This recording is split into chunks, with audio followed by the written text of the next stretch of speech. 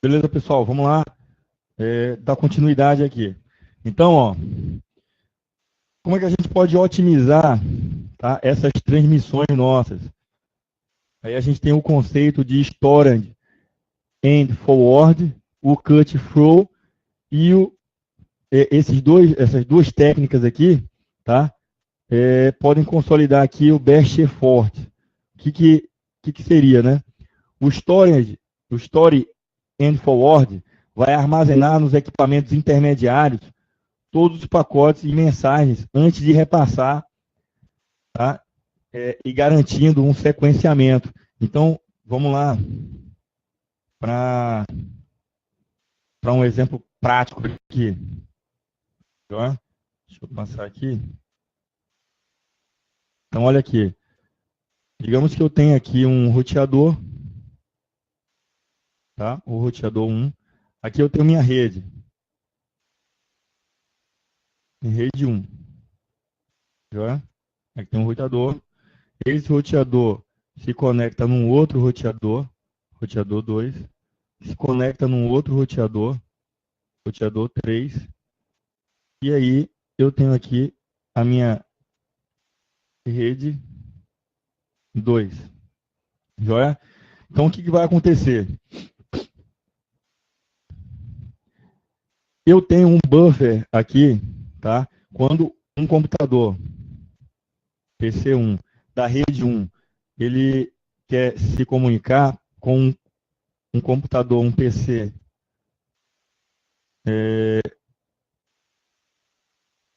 2, está lá na rede 2, tá? O que é que ele vai fazer?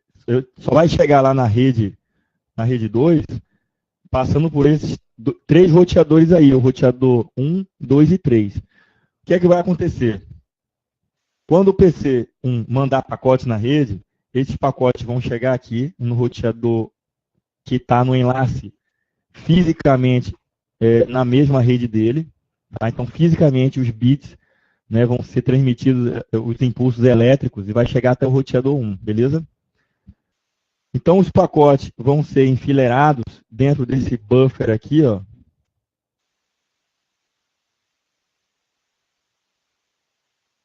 Joia?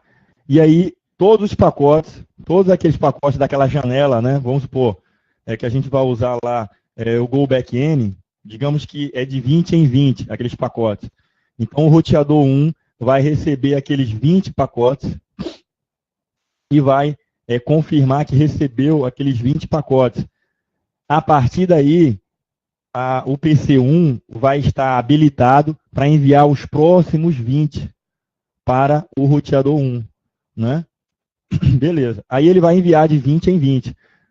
Mas essa rajada de 20 em 20, o roteador 1 vai sempre confirmando que ele está recebendo aquelas rajadas ali na sequência.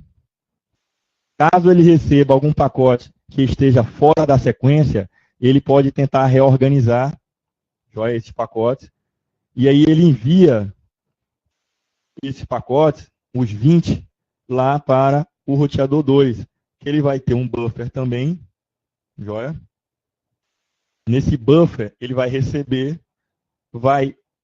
os pacotes podem enxergar nele, podem enxergar fora da sequência, tá? Digamos aqui, ó, que eu tivesse, tá, uma outra rota, vou dizer aqui, ó, roteador 4, joia? Aí eu tenho aqui um outro roteador 5, roteador 5, joia? Esse roteador também chega aqui nessa rede aqui, que é a rede 2. Um exemplo. Sendo o roteador 1, esse enlace aqui, ó, com o roteador 2 e 3, digamos que aqui, ó, entre o roteador 2 e 3, eu tenho aqui um enlace de rádio. Joia? Eu tenho um enlace de rádio. Sendo que esse enlace daqui, ó, do R4 e entre o roteador 4 e o 5, e entre o 5 e a rede 2, esse cara aqui é uma fibra ótica. Fibra ótica, vou chamar isso aqui fibra ótica, certo? Então, aqui também uma fibra ótica. Então, seguir a rota do roteador 1 para o R4 e depois o R5 pode ser mais veloz do que usar a rota do roteador 1 para o 2 e depois para o 3. Não é? Pode ser mais vantajoso usar só a fibra ótica. Não é? Mas digamos que o pacote, eles podem seguir rotas diferentes, tá? Porque quem vai definir é o nosso roteador. Então, digamos que, mesmo utilizando a rota R1, R4 e R5, que é fibra ótica, pode estar engargalado ali, e aí ele usa, opa, a melhor rota agora é R1, R2, R3, para poder chegar lá na rede 2. Pode acontecer isso. Então, ele vai mandar pacotes, tá, pelas redes que melhor está trabalhando naquele momento. Então, digamos o seguinte, tá, que um desses roteadores recebeu o pacote fora da ordem, tá? Ele vai ter que solicitar, tá, que aquele pacote ele seja retransmitido. Porque o que acontece é o seguinte, lembra lá daquele conceito que a gente falou do three-way handshake? Então, antes de uma comunicação, existe o fechamento dessa comunicação, tá? O fechamento dela. Em se fechando, se escolheu a rota já, qual que é a rota que se vai transmitir. Então, o que acontece? Eu tenho um roteador 1 e tenho um roteador 2. Os pacotes vão sendo enviados, certo? E quando ele chegar lá, ele vai ser sequenciado. Ele vai ser sequenciado.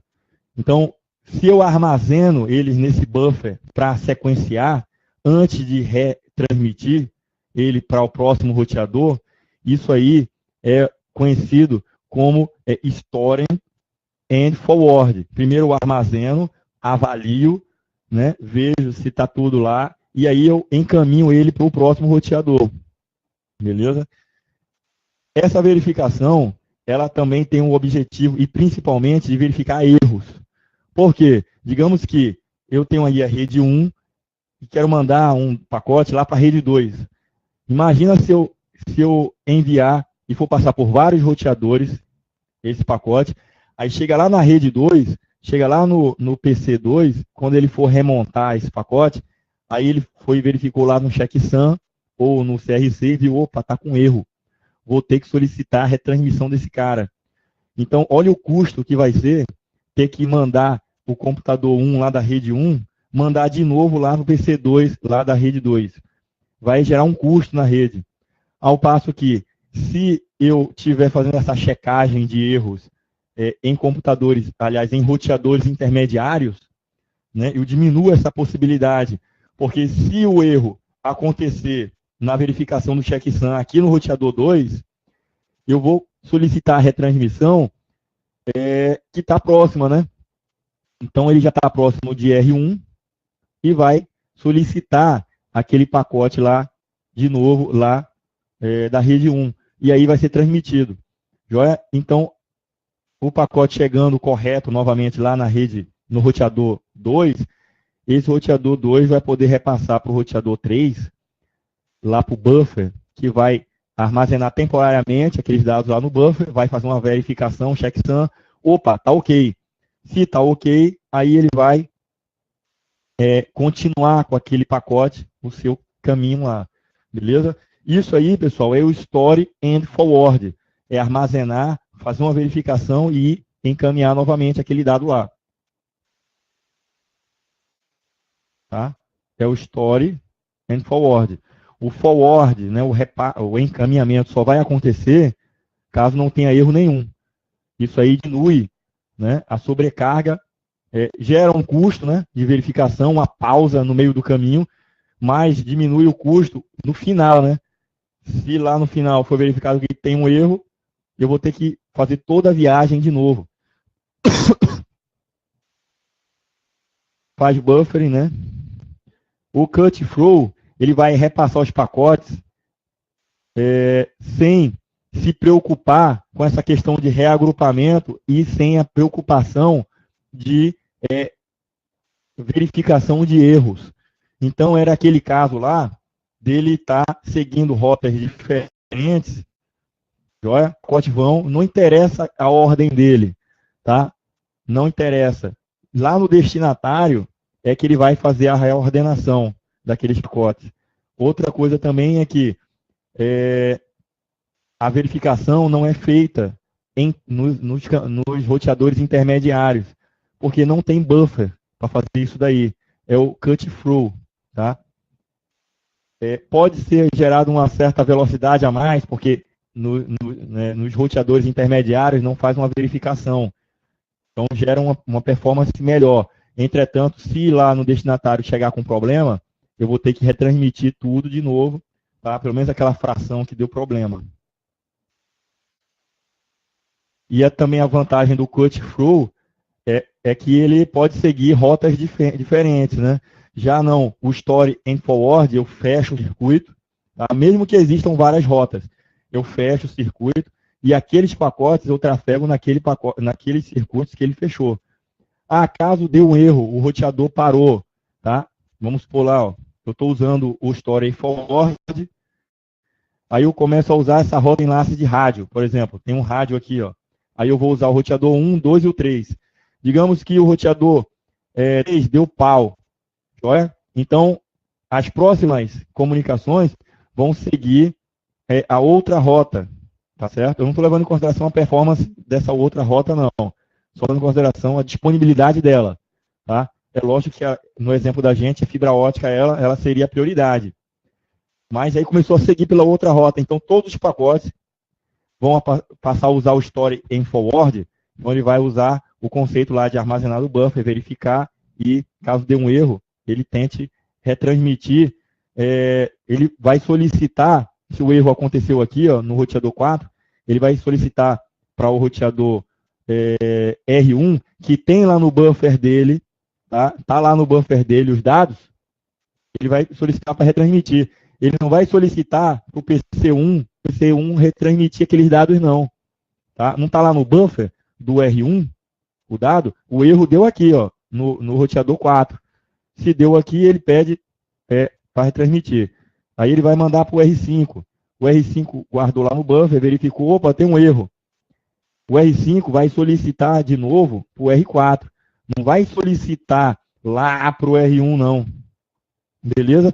Essa é a diferença do Story Forward, tá certo? O cut-through, ele pode enviar em rotas diferentes, em rotas diferentes, mas ele não se preocupa em armazenar no buffer.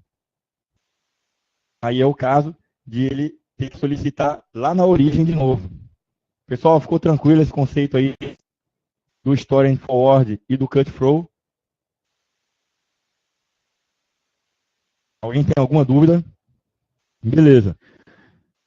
O Best Effort é um conceito de transmissão de dados que a largura da banda ela é compartilhada. Então tem a multiplexação. O que é a multiplexação? Eu tenho um canal, digamos, um canal de fibra ótica, ou um enlace de rádio, seja ele qual for. Eu posso ter ali a concorrência de diversas transmissões acontecendo simultaneamente. Isso aí pode gerar conflitos, né, na rede, tá certo? Mas são transmissões concorrentes. Eu posso ter lá um canal, por exemplo, de fibra ótica, e eu multiplexar aquele canal ali em, sei lá, em 100 canais. Então, esses 100 canais, tá, me permitem fazer, lembra lá da preempição, daquele conceito lá de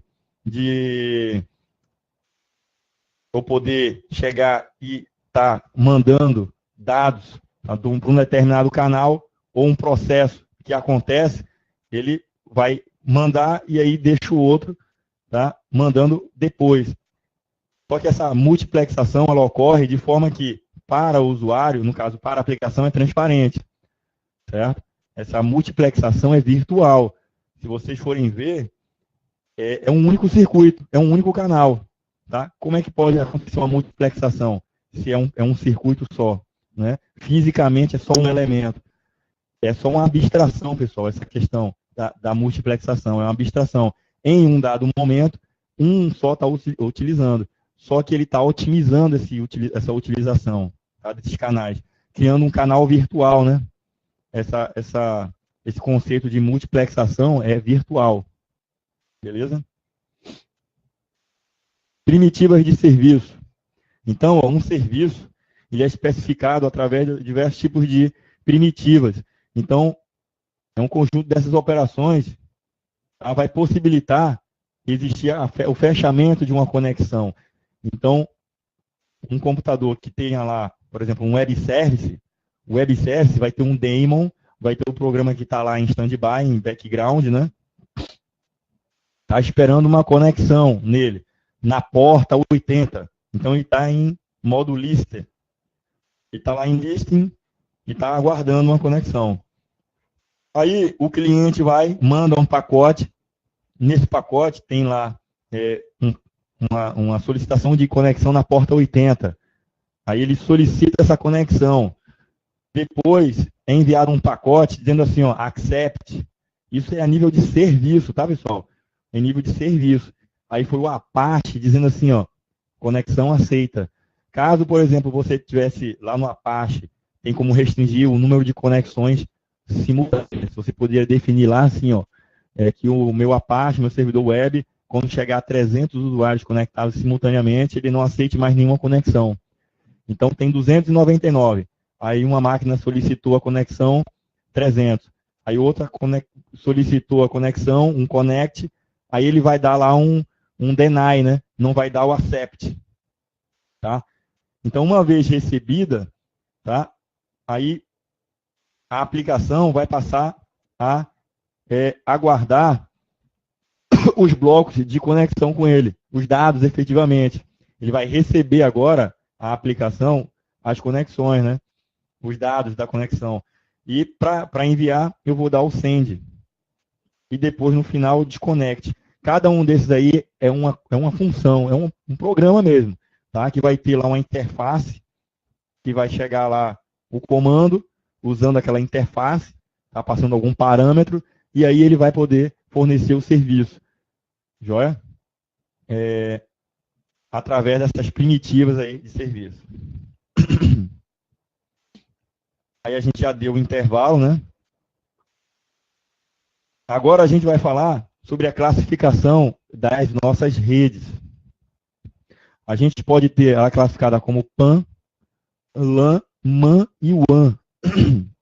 A PAN é Personal Area Networking, tá? Então, eu tenho uma LAN como uma rede local. Então, uma PAN, eu posso ter, por exemplo, um Bluetooth. Então, vamos detalhar mais essa rede, mas assim, é uma rede pessoal, tá? Uma rede pessoal, com finalidades ali. Eu tenho o meu celular, eu tenho o meu relógio, que aí ele marca os batimentos cardíacos, eu quero passar para o meu celular os dados dele. Isso é uma rede pessoal, certo? Então, ó, eu tenho uma LAN, tem uma MAN, que é uma rede metropolitana, e uma WAN, que é uma rede de longa distância, a rede internet, por exemplo. Então, eu tenho aqui, ó, a WAN, eu posso ter a I3E, quem padroniza alguns desses protocolos de rede, né, algumas redes, aí tem assim, ó, o 802.20 é chamada de IMAX, ou Mobile Fi. Ele pode ter alcance, tá, acima de 150 km, porque abaixo de 150 km eu posso estar classificando ela como uma MAN, uma rede metropolitana. Então, uma rede metropolitana, na verdade, isso aí é só um parâmetro, tá, pessoal? A gente pode ter lá 2, 3 cidades, tá? Contemplando ali uma rede metropolitana, e aí esses meus links, tá? Em diversas filiais ali, tá? De uma determinada matriz, se conectam através de fibra ótica. Então, essa é uma rede metropolitana. Então, ela normalmente pode ser caracterizada ali por uma distância até 150 quilômetros. Acima disso, já seria uma WAN. Então, eu posso ter o IMAX, tá certo? É 802.16, o código de padronização da I3E. Eu tenho essa aqui, ó, é a ZigBee, tá? são redes que são redes sem fio, tá? Enlaces de rádio, sendo que a MAN não é só enlace de rádio, né? Eu posso ter uma fibra ótica me ligando ali nessa rede metropolitana.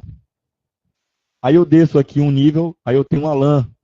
Aí na LAN eu posso ter uma Ethernet, né? A I3E convenciona, tá? Ela tem lá suas regras da Ethernet através desse documento aqui, ó, esse padrão 802.3, que ditam as regras aí da rede Ethernet. Aí eu tenho o Token Ring, que é 802.4. Eu vou ter a 802.11, que é o Wi-Fi. Então ele tem um alcance de até 200 metros. Então uma LAN eu posso ter até 200 metros. Tá? Na verdade eu posso até ter um pouquinho mais. Ele pode ser me considerado uma rede local, tá certo? Mas ali não fixem na cabeça essa quantidade aí. Isso é só de exemplo, tá, pessoal? Então, o que eu posso dizer? Pode ser considerado uma rede LAN, por exemplo, uma universidade onde eu tenho, sei lá, 4, 5 prédios, 5 blocos diferentes de uma grande universidade, e aí eu tenho muito mais de 200 metros, e ser uma rede local. Tá? É lógico que vão ser redes distintas ali, ó, né, segmentadas e tudo mais, mas isso aí está abrangendo uma rede interna ali, tá, daquela instituição, uma rede local. Já?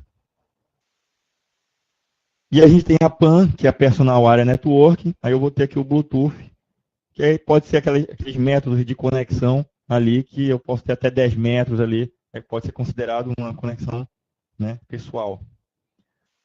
Aí, pessoal, a gente tem o conceito de fluxo de envio. O fluxo pode ser unicast, broadcast ou multicast. Vou fazer um exemplo aqui para a gente ilustrar. Então, olha aí. Digamos que eu tenha computador 1, tenho um computador 1, eu tenho o computador 2, o 3, o computador 4, tá? E tenho aqui o computador 5. Joia? Então, uma comunicação unicast, ela é uma comunicação direta entre dois dispositivos. Então, eu tenho aqui, ó, por exemplo, o computador 5 se conectando no computador 1. Isso aí é uma comunicação unicast, beleza? Uma comunicação multicast, eu tenho um grupo.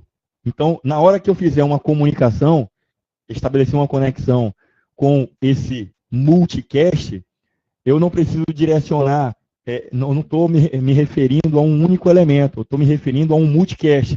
Aí o multicast seria eu definir, certo? Que, por exemplo, existe o multicast, que é a máquina 1, 2 e 3, isso é um multicast, então vamos supor aqui, ó, multicast 1, tá? Eu vou chamar, convencionar esse multicast de o multicast 1. E aí eu posso definir aqui, por exemplo, que o multicast 2,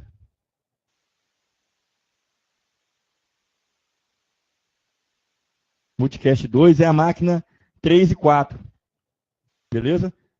Ao passo que, se eu estiver fazendo uma comunicação multicast com a rede multicast 1, eu sei que automaticamente, quando eu startar a minha aplicação, que a minha aplicação estiver transmitindo dados, tá? Ele não está direcionando ao IP da máquina 1, ao IP da máquina 2, ao IP da máquina 3, não. É o IP que tem a faixa multicast. Então, as 3 máquinas que tiverem com essa faixa de multicast vão ser atendidas. Na hora que a aplicação mandar um pacote para uma rede multicast, ele está mandando para aquela rede lá, tá? Para aquele grupo multicast. Então, as 3 vão receber. Se fosse uma comunicação de uma aplicação que tivesse fazendo uma comunicação com o multicast 2, então o endereçamento que estaria naquela aplicação seria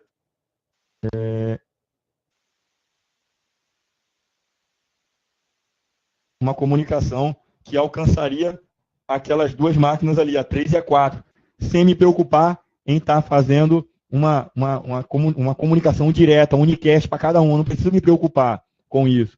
A aplicação vai ser transparente, existe uma abstração. Quando faz a comunicação de multicast, vai ser para um grupo multicast. Então, eu defino os grupos multicast. Tá joia? Agora, existe o conceito do broadcast.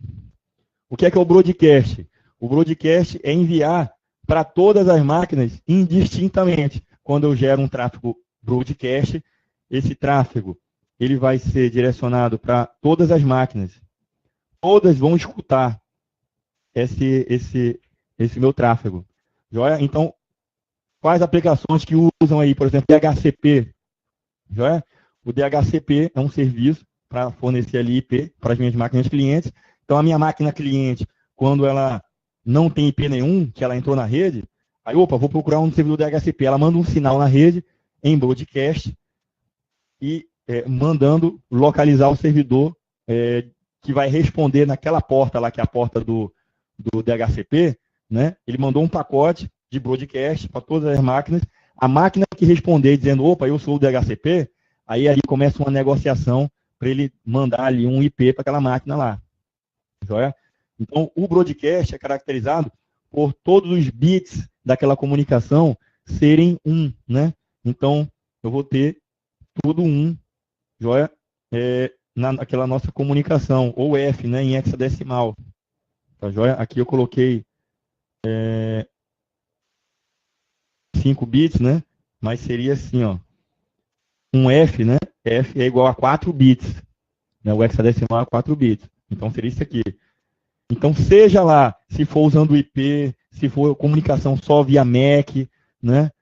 Ou se for usado outro protocolo para dar broadcast, o conceito de broadcast, ele vai sinalizar todos os bits como sendo 1. Então, independente do protocolo. O TCP/IP, né, como são 32 bits, ele vai setar todos os 32 bits como 1 até 32 bits. E aí vai mandar o pacote lá. Tranquilinho aí, pessoal? A diferença do unicast, broadcast e o multicast. Classificação das redes. Então, a gente pode classificar as redes como barramento, estrela, anel e malha. Então, vamos lá. Barramento. Então, qual é a característica? Os dispositivos, eles compartilham um único cabo. Então, eu tenho aqui, ó, tá? Esse barramento aqui. E todo mundo está concorrendo ao uso desse barramento. Existe a possibilidade de ter conflitos aí, né? E vai ter que existir uma forma de controle desses conflitos. Ó, os dados são recebidos por todos, mas só aquela máquina de destino que vai aceitar, tá certo? Então, ó, eu tenho o token, tá certo? Pessoal, só um detalhe aqui, uma correção. Essa rede de barramento não utiliza o conceito que eu falei aí de ter a concorrência, não. Tá? Ele utiliza token. O token, a gente vai ver mais na frente, é um elemento especial que quem tiver de posse dele vai poder fazer uso da rede. Então, eu não vou ter conflito aí de várias máquinas tentando usar a rede, porque só quem tem a posse do token é quem vai poder fazer isso daí. Existe um único token na rede. Ele fica viajando na rede, certo? Nesse caso, nesse barramento aí, tá?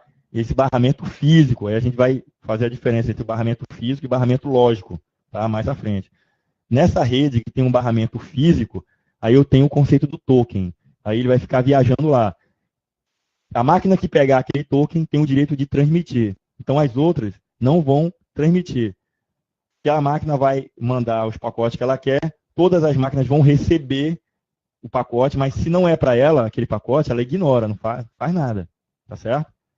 A máquina que é o destino daquele pacote vai pegar o token, vai pegar aquele pacote e vai devolver o token, tá, para aquela máquina que originou a comunicação. aquela máquina que originou a conexão, se ela tiver mais informação para enviar, como ela tem a posse do token, ela continua fazendo. Caso não, aí ela larga o token. Tá? Aí existe aquele conceito, se terminou a utilização do token, porque já enviou o que queria, aí ela larga o token e outra máquina vai poder pegar o token. Mas existe aquela possibilidade de a máquina, para não ter que monopolizar o token, ela tem um quantum, né? Igual quando a gente tem aquele conceito de processos, né? Do quantum de processo e preempição, lá da arquitetura de computadores, a gente tem também redes. Então, o token ele pode ficar um tempo X de posse de um determinado computador. Se monopoliza, né? A utilização do token, nenhuma outra máquina vai ganhar. Então, quando terminar esse tempo, ele larga o token vai ficar, né, viajando lá nos computadores. Aquele computador que tem uma utilização da rede para fazer, aí ele, opa, o token está livre aqui, não está transmitindo pacote nenhum, vou pegar esse cara e vou começar a transmissão dos meus pacotes. Ok? Agora, isso levando em consideração o barramento físico. Agora a gente tem o conceito de barramento lógico. O barramento lógico é o que os switches fazem, o que os hubs fazem, tá? Aí, sim, vai ter um broadcast, vai ter ali uma concorrência e pode ter conflitos ali, né, prisões. Tá? Só um computador pode transmitir por vez, tá? Nesse barramento físico. Se houver o rompimento do cabo, digamos aqui que esse cabo aqui rompeu, joia? Toda a rede vai ser comprometida.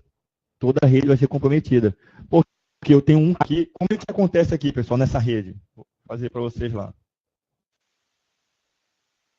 Eu tenho aqui o computador 1, o computador 2 e o computador 3.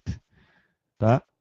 Existe aqui uma conexão, tá, entre esses três computadores, que existe aqui o conceito de um terminador. Aqui é um tipo de conector chamado T, certo? Aqui eu teria um terminador.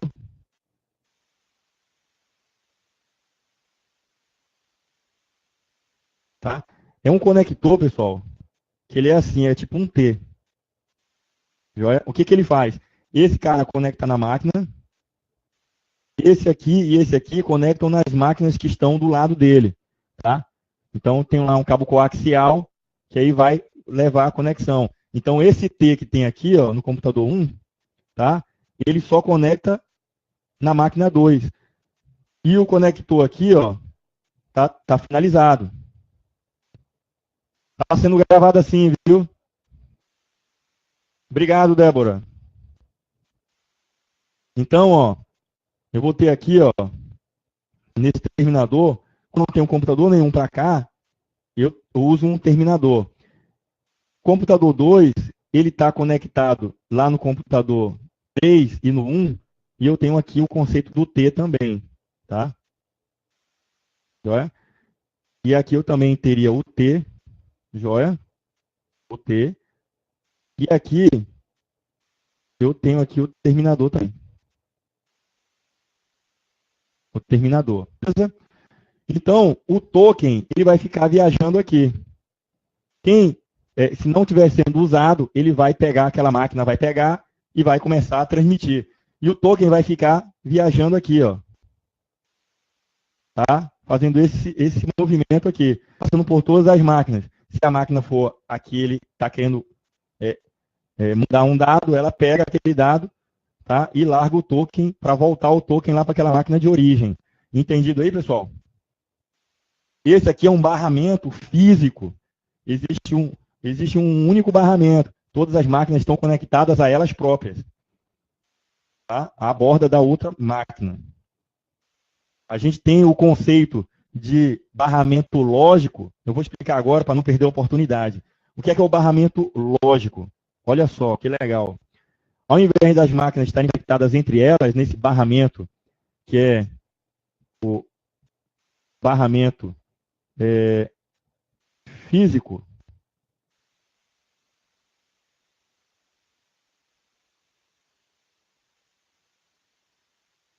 esse barramento físico, eu vou ter o barramento lógico.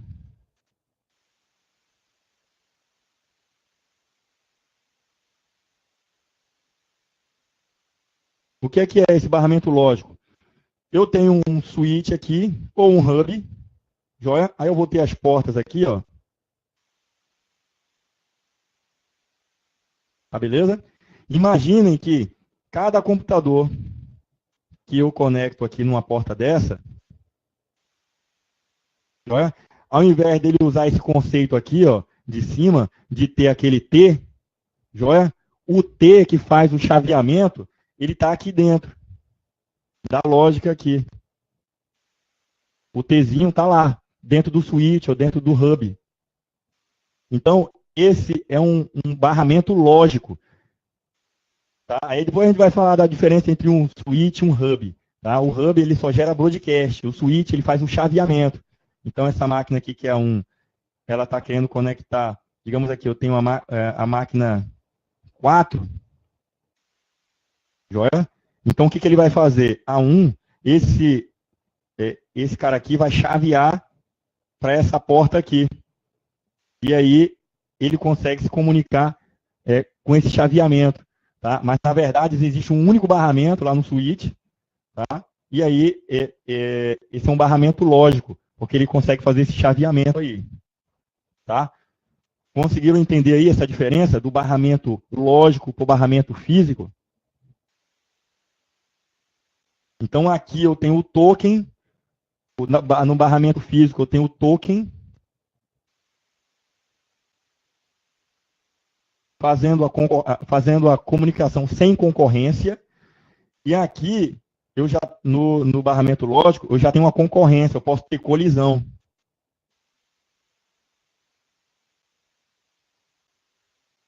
Vamos voltar lá. Tá certo?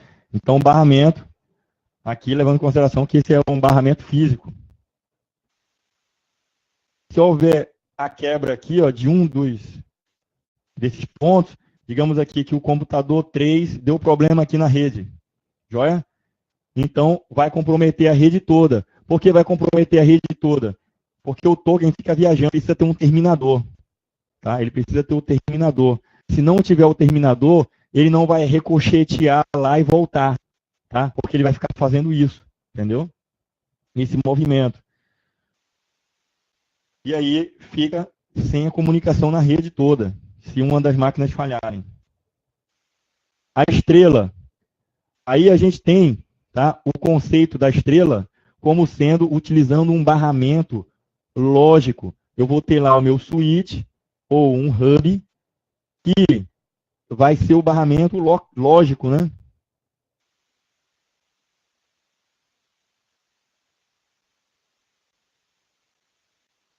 Barramento lógico, tá? Que vai estar aqui dentro. Ó. Então, é uma topologia mais comum utilizada hoje em dia. São utilizados pelos hubs e os switches. A falha em um cabo não vai derrubar toda a rede. Então, se esse cara aqui falhar, lá dentro do meu switch ou hub, ele vai poder chavear para outro computador. Então, esse computador que queira conversar com esse outro aqui, ele vai lá, chaveia para ele. Ou chaveia para o outro computador. Beleza? Anel.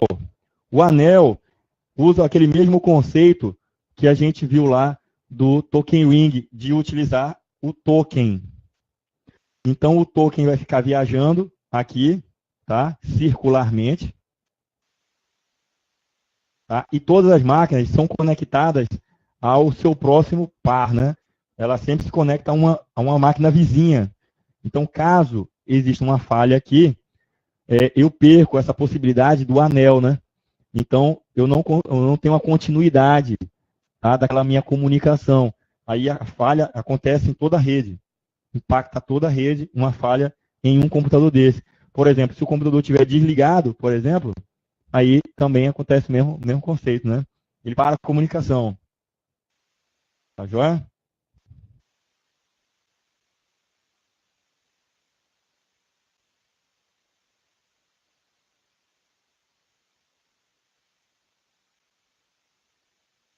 Malha.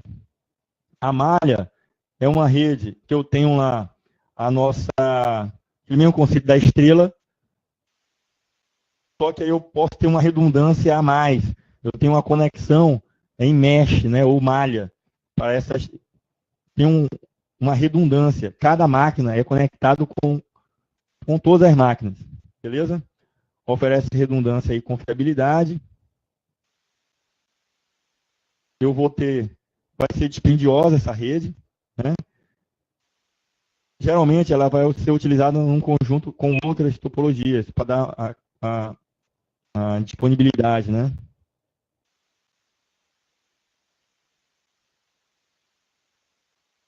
Então, olha esse quadro aqui, ó, de vantagens e desvantagens de nossa topologia ser em estrela, anel ou barramento. Então, eu vou ter aqui, ó, a minha topologia em estrela, ela tem, ó, é mais tolerante a falhas. Um nó que falhar não compromete a rede toda. Tá? É fácil de instalar pelos usuários. Tá? E o monitoramento ele é centralizado. Qual é o ponto negativo? O custo da instalação vai ser maior, porque vai receber mais cabos, né? Beleza? Ele também tem uma vulnerabilidade. A vulnerabilidade está centralizada. Agora, se, por exemplo, o meu switch ou o meu hub falhar, então toda a rede, todos os computadores que estão conectados nele também vão falhar, né? A rede em anel é razoavelmente mais fácil de instalar. É fácil, né? É só conectar um computador ao outro. Vai requerer menos cabos. O seu desempenho ele é uniforme. Pontos negativos. Se uma estação parar, todas as outras vão também. E o problema é difícil de se isolar, de se identificar onde é que está onde está o problema. No barramento, é simples, tá certo? De instalar. Também é conexão das máquinas com seus vizinhos. Requer menos cabos do que a estrela. É fácil de entender. Só que tem a desvantagem. A rede fica mais lenta em período de intenso uso. E os problemas são difíceis de isolar. Por que a rede fica mais lenta quando está com a necessidade de usar intensamente a rede? Eu estou usando o conceito de token. Então, só quem tem o token vai poder usar na máquina, né? Então, se eu tenho muita gente querendo usar o token, ele vai ter que esperar. O cara vai ter que esperar. Em contrapartida, se eu utilizo aqueles computadores numa rede estrela, todo mundo vai poder estar mandando os pacotes na rede, só que vão existir os conflitos, as colisões, e aí vão ser feitos os tratamentos, né, de erros lá, ou reconstrução ou retransmissão. Forma de transmissão. Eu tenho uma forma simplex, half duplex e full duplex. Qual é a diferença entre elas? A simplex, a transmissão, ela tem um único sentido, ela é direcional. Então, por exemplo, uma comunicação desse tipo é aqui, ó, do computador para a tela do monitor. Transmissão half duplex. Então, existe uma conexão, tá, entre o receptor e o transmissor, né, o transmissor e o receptor, e vice-versa. Só que essa comunicação ela não acontece simultaneamente. Tá certo? Então, um exemplo é o rádio, né? Então, ó, eu posso ter uma comunicação de rádio, onde o cara aperta o botão, o PTT, é chamado PTT, apertei ele e falo. O outro cara lá da outra ponta, ele tem que escutar só, ele não pode usar o canal, está ocupado. Quando eu largar o PTT, aí o outro vai poder usar o canal, que agora o canal está livre. Aí ele faz a comunicação, beleza? Mas assim, uma vez que o canal esteja utilizado, ninguém mais pode utilizar. Só um tem o poder de utilizar. Mas a comunicação, ela acontece nos dois sentidos. Né? Aquele caso lá, aqui o simplex podia ser half duplex, só na situação desse monitor aqui, ó, ele ser de toque, né? Se for um monitor de toque, essa minha máquina aqui, eu vou poder estar interagindo e os dados irem para o computador. Tá? Caso não seja, aí é simplex. E aí o full duplex, a comunicação acontece nos dois sentidos simultaneamente. Aí aqui, ó, tá? Eu tenho o envio para um computador, o computador envia de volta. Tá? Fenômenos que atrapalham as comunicações. Então, tenho vários tipos de comportamentos, de anomalias que podem estar atrapalhando uma comunicação, uma transmissão. Eu posso ter a atenuação, que é a perda da intensidade de um sinal. Por exemplo, em redes que são redes com cabo UTP, eu tenho uma limitação de 100 metros.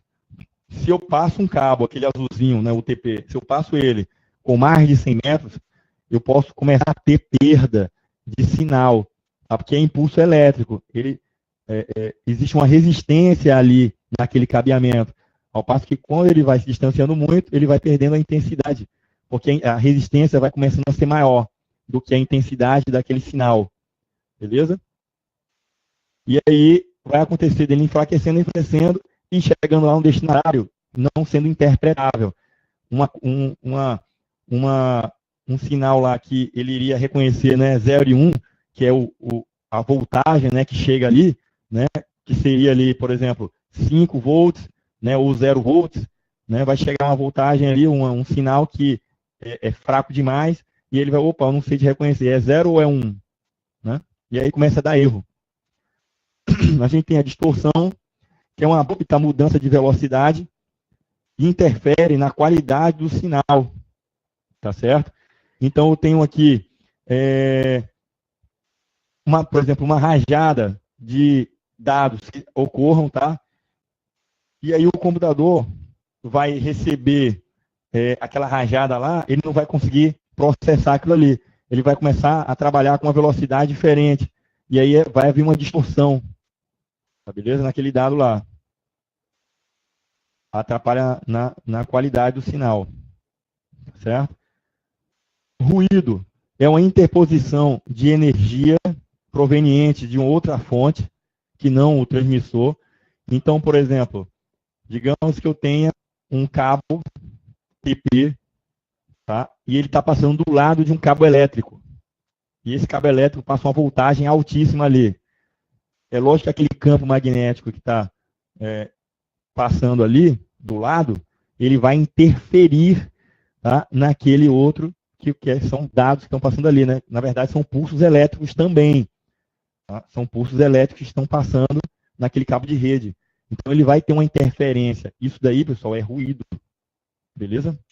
A gente pode ter colisões. O que são as colisões? Quando dois ou mais dispositivos, tá, enviam esses pulsos elétricos na rede, e aí esses têm choques, né? Tá certo? Então, eu tenho uma transmissão para fazer e tenho várias máquinas também concorrendo para fazer uso daquele cara. Então, quando está o circuito lá recebendo voltagens de várias máquinas, tá? Ninguém espera para enviar, tá? Então começa a ter essa não é sobreposição, mas é uma colisão desses pulsos elétricos. Ok? E aí isso vai gerar uma deformidade naquela transmissão. Então está aqui o conceito das colisões.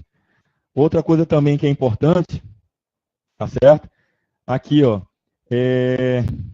ela só vai ocorrer a colisão em um ambiente que é half duplex.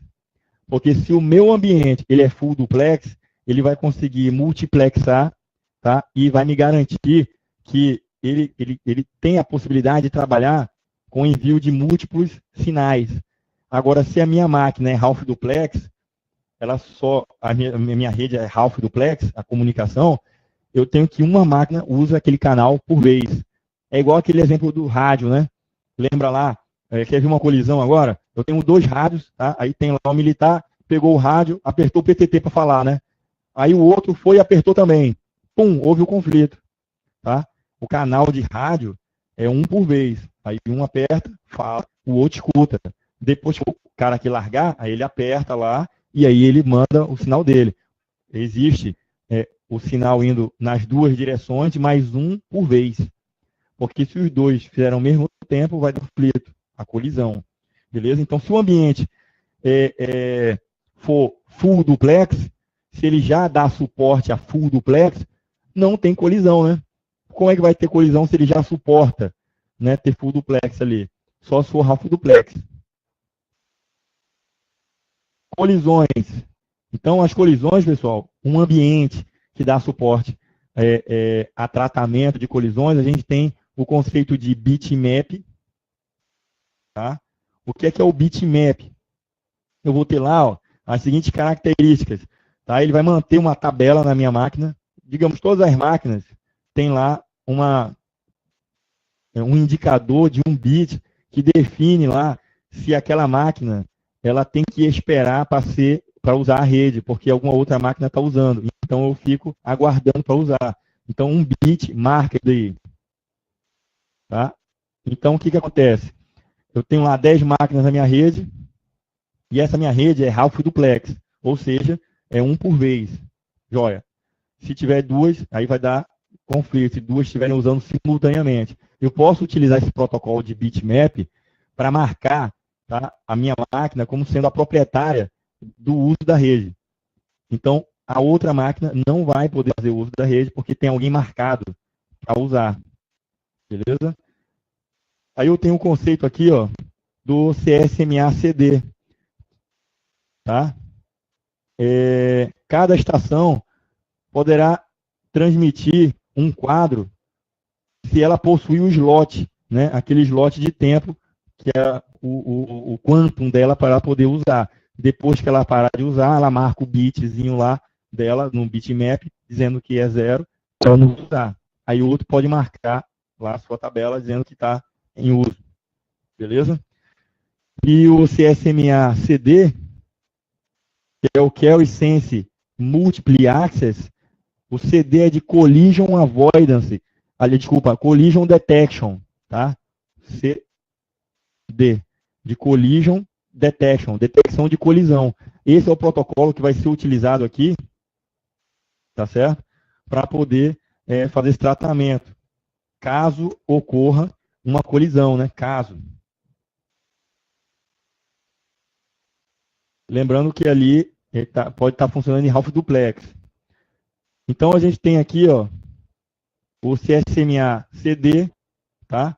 Que é o Carry Sense Multiple Access Collision Detection. É um método utilizado pelo transmissor para detectar ou supor que houve uma colisão.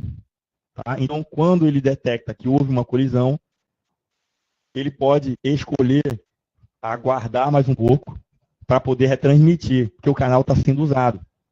Não existe aquele conceito do bitmap. O bitmap, ele respeita o tempo dele para usar a rede lá. Beleza? Voltando aqui, corrigindo, tá certo? Esqueçam esse cara aqui, ó. Que no bitmap, eu não tenho uso desse cara. Tá certo?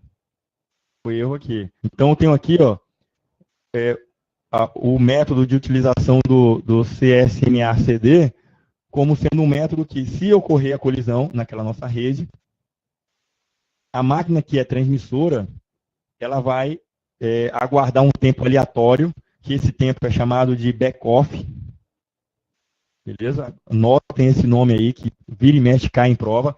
Ele está associado ao CSMA-CD. Então, detector, aí ele é reativo, né? Começa o tratamento. Ele pega e aguarda um tempo aleatório para começar a retransmitir de novo na rede. Então, ele vai ficar lá aguardando. Beleza? Passou tantos segundos, aí ele vai poder fazer aquela transmissão de novo. Caso ocorra um erro de novo por colisão, aí ele aumenta esse tempo de espera. Por que ele aumenta esse tempo de espera? Para tentar fazer com que aquela rede ela diminua aquele gargalo que ela está tendo, ela diminua e as próximas comunicações sejam feitas sem problema. Então, o que acontece? Numa rede onde tem concorrência múltipla, né, em half duplex, o que acontece? Eu tenho centenas de máquinas, digamos que a minha rede tem centenas de máquinas concorrendo ao uso da rede. Joia? Então, o que vai acontecer nesse ambiente? Eu tenho, digamos, 20 máquinas simultaneamente estão acessando ali, ó. Eu tenho das 100, eu tenho 80 que estão paradas sem fazer nada de rede. Na verdade, não é isso que acontece, né? Todo mundo está usando a internet, ou usando uma aplicação da rede, enfim, está todo mundo usando. Mas digamos que uma parte está usando. Então, vai existir muito conflito na rede. Ocorre que, se ele perceber que teve conflito, ele espera um pouco para, se todo mundo começar a diminuir o tempo de uso, né, da tentativa de enviar com frequência pacotes, vai acabar dando uma aliviada na rede, depois volta a ser utilizada. Tá? A gente tem o jam sinal, o sinal jam de 48 bits. Esse cara envia um sinal para todos na rede, falando sobre essa sobrecarga, né? Solicitando que seja utilizado o protocolo de backoff para diminuir aumentar esse tempo, né, da tentativa de uso da rede.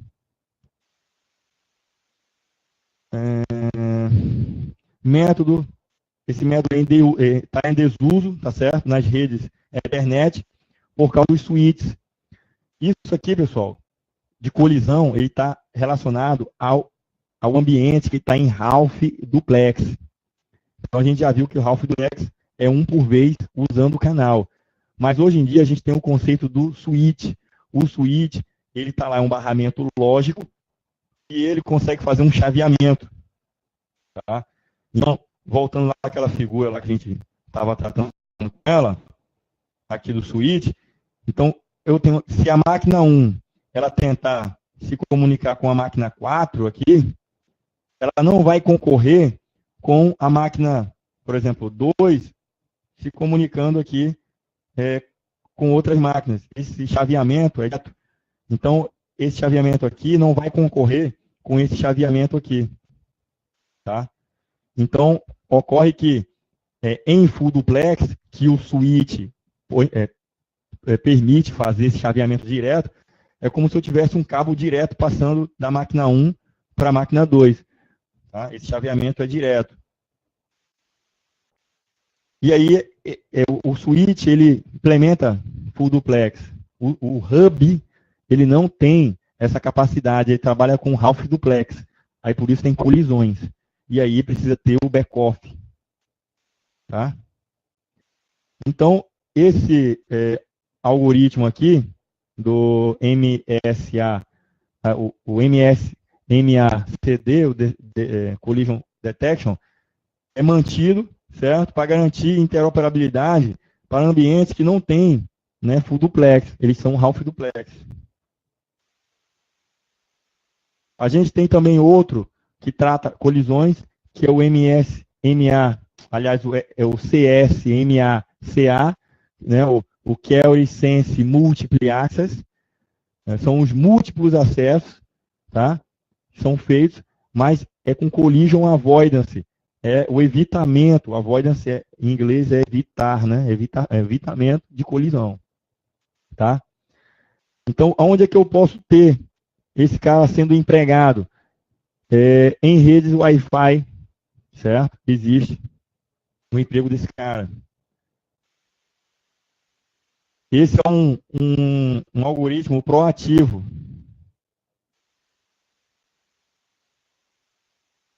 Beleza? Tokens. O token, tá? Como é que na verdade, eu coloquei aqui, pessoal, falando de colisões e botei o tópico tokens, tá certo? A minha rede vai utilizar tokens, tá? Mas eu botei aqui para uma característica do token, que ele não gera colisões, tá? Eu botei ele aqui nesse assunto para não perder a oportunidade de falar isso para vocês. Ele é uma evolução do bitmap, tá joia? Ele pode ter aquele token circular ou o token do barramento, tá? Para redes em anel, né? Que vai passar em todas as estações. Só que ele não tem colisão. Vou até adicionar esse tópico aqui, tá certo? Esse cara como sendo um tópico aqui. Tá? Por que não tem colisão? Porque cada uma máquina vai usar o token por vez. É um por vez. Então, não tenho como ter outra máquina concorrendo naquele canal. Joia? A gente tem esse protocolo aqui, ó, o MACA, joia? ele faz o seguinte, ó, realiza o controle de fluxo e sinalização, tá, dos frames, e ele usa esse conceito aqui, ó, do request to send e o clear to send, o RTS e o CTS. Tá? É muito utilizado eles em redes Wi-Fi. Então, ó, o que é que acontece? O request to send realiza um controle de fluxo e sinalização, ele manda um pacote só perguntando se ele pode mandar pacote naquele momento. Então, ele vai lá, manda um request to send. E a máquina lá vai mandar um clear to send. O canal está livre para você transmitir. Aí começa aquela comunicação lá, beleza? É como se fosse aquele three-way handshake, né? Então, o RTS solicita, o CTS diz, não, ó, beleza, tá ok, né? Aí começa a transmissão dos dados efetivamente. Depois é encerrada a sessão. Então, aquele nosso protocolo lá, que faz uso de rede sem fio, vai poder utilizar-se dessa técnica aí, tá?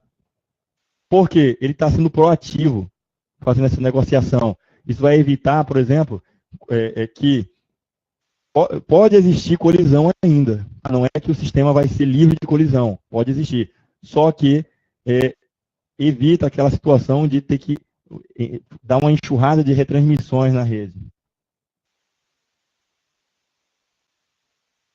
Mídias de transmissão. Então, a gente tem essas mídias aqui, ó.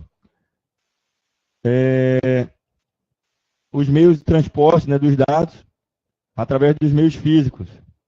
Então, características.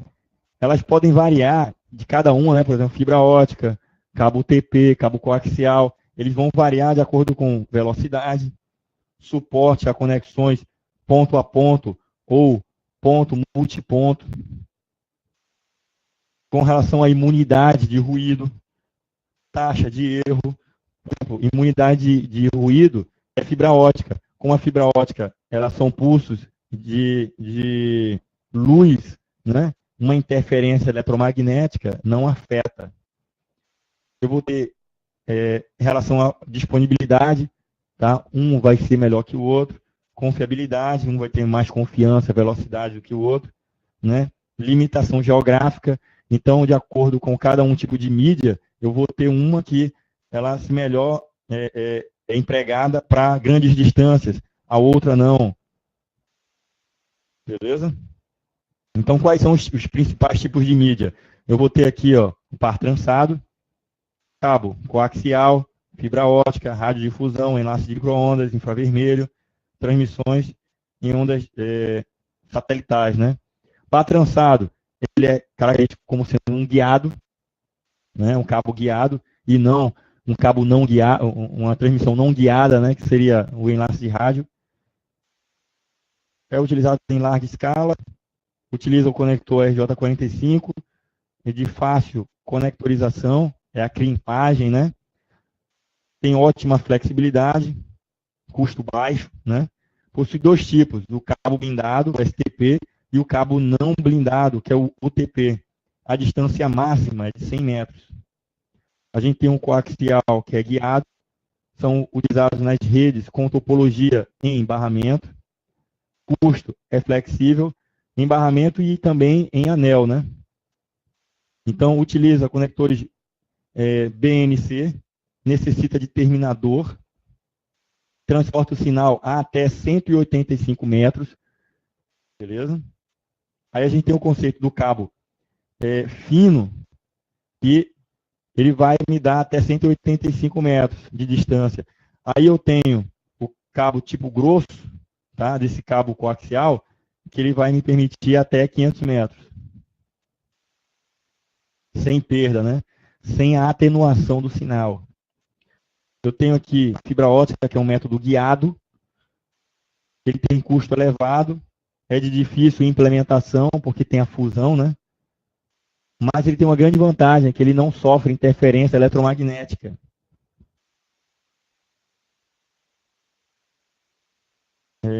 Grandes alcances a fibra ótica tem. Tá? Então, a fibra ótica, como ela não faz, não tem interferência eletromagnética, Então, tem um maior ganho de performance aí, né? E altas velocidades e altas distâncias. Já o cabo que é blindado, né? Ou então o cabo metálico, sendo ele metálico, eu transfiro ali dados, tem uma comunicação eletromagnética. Então, outro elemento que possa gerar um campo eletromagnético pode interferir, coisa que na fibra ótica não acontece. Como é o funcionamento da fibra ótica? Eu tenho um transmissor e um receptor, beleza? São feitos pulsos de luz para enviar. E a oscilação desses pulsos é que são interpretados como sendo 0 ou 1. A gente tem o fotoemissor como sendo o transmissor, tá? desses nossos pulsos, tá? E ele também serve para reconhecer também aqueles pulsos, né? O fotoemissor, ele emite a luz. E esses sinais de luz, ele pode ser em LED ou em laser. A gente vai ver as diferenças de um e outro. O LED é mais fraco, o laser tem uma potência, tá, muito maior. Então, as distâncias que ele vai percorrer antes de ter uma atenuação, um enfraquecimento, com o laser é muito maior do que com o LED. Então, olha lá, ó. Composição da fibra, ela tem um núcleo, uma casca, a capa, né, que reveste ela, e o fotoemissor. Diferenças aí, ó, com LED e com laser. Então, taxa de dados com LED é baixa, com laser a taxa de dados é muito alta, né? Tipo de fibra, a gente tem a multimodo, certo? Como sendo um tipo de fibra utilizada em LED, e na laser eu tenho as duas possibilidades, né? Multimodo e monomodo, certo? Distâncias, a LED curta, porque a intensidade da luz é fraca, e a laser é longa. Vida útil, eu tenho uma longa vida útil, tá? Para LED, e a laser é substancialmente longa, tá beleza? Lógico que ela como emite um sinal muito mais forte, pode ser que ela se desgaste com mais rapidez, né? Então, tenho aqui, ó, em relação ao custo, o LED é mais baixo do que o laser, né? A gente falou sobre as características de monomodo e multimodo, vamos detalhar ele agora. Então, eu tenho a propagação no multimodo é um modo único, tá? E no monomodo, a propagação é uniforme. Já no multimodo, ela varia. Tá joia? Então, tem um exemplo aqui, ó, do monomodo e do multimodo. Então, o diâmetro aqui da nossa fibra, ela é tão pequena que o feixe de luz, ele não tem refração nenhuma. Ele não consegue ter refração. Já no multimodo, joia? Esse diâmetro aqui da nossa fibra, ele é maior. E aí ele tem uma refração ali. Joia? Sendo que essa refração, ela é negativa, ela não é positiva. Tem uma queda na performance aí. Então, ó, a dimensão do núcleo no monomodo, a gente tem aqui que é de 8 a 10 micrômetros. Já no multimodo, aqui, ó, de 50 a 62 micrômetros.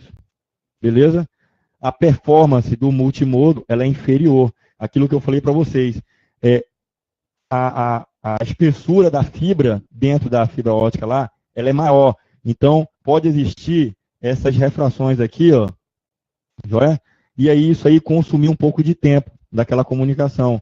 Ao passo que o monomodo, ela tem o diâmetro bem menor da sua fibra, e aí consegue não ter essa refração aí. E aí a velocidade, a performance vai ser bem maior. A distância também vai ser maior. O multimodo, por conta dessa refração, é lógico que ele não vai ter a mesma performance, a mesma distância alcançada que a monomodo.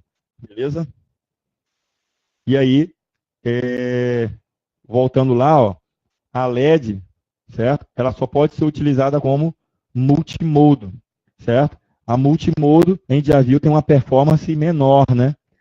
Ela tem uma performance menor do que a monomodo. E a laser, ela pode empregar tanto fibras óticas ruins, como a multimodo, como a monomodo, para alcançar longas distâncias. Se eu utilizo o laser, tá, numa multimodo, que ela tenha, multimodal, né, tem uma refração, mesmo que ela seja multimodo, como eu estou com a emissão de laser, que é uma emissão muito forte, eu tenho um ganho aí, né? Eu não tenho uma perda tão grande quanto eu teria lá com a minha LED, né? Então, eu tenho uma performance boa com o laser e multimodo. E melhor ainda, utilizando o laser sobre monomodo. Já a LED não, ele trabalha sobre fibras de multimodo.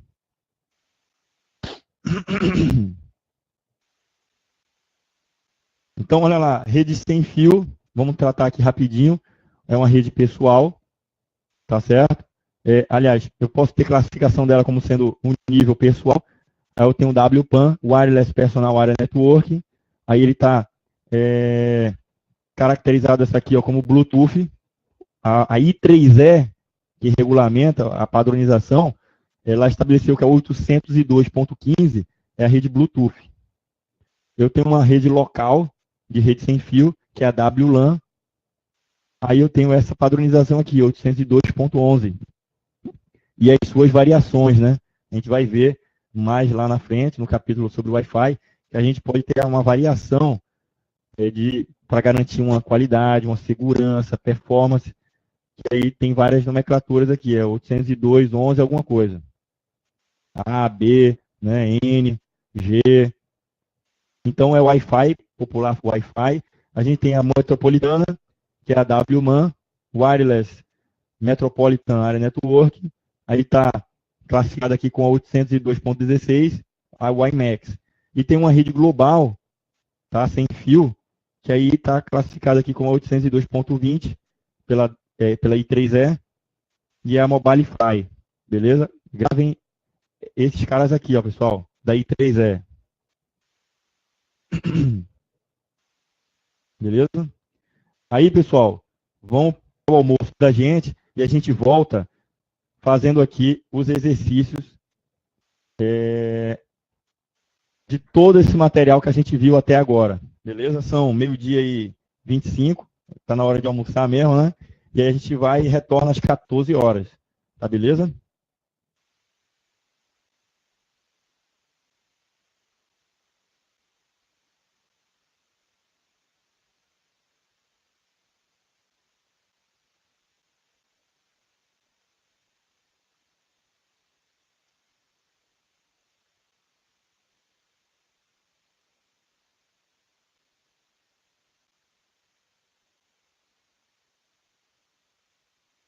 Joia.